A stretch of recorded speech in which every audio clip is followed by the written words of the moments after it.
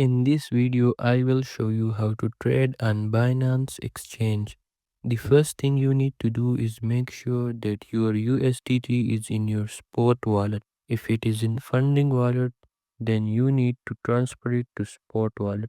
To do that, you simply need to go to the funding wallet, tap on USDT, then select transfer. Now make sure to select from funding to spot wallet and then tap on confirm transfer. At the center, tap on trade.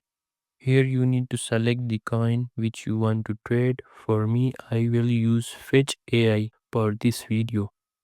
Select the amount of coins you want to buy. I will buy 5 Fetch AI, which will cost me almost $10. And if you want to buy it directly, then select market, type the amount which you want to spend on the coin. I will buy $10 worth of Fetch AI and then tap on buy Fetch AI. As you can see, order has been created and filled. At the holdings you can see Fetch AI. Now if you want to sell it back, you can select the amount and then tap on sell. But this order is very small, so I need to convert the coins into USDT.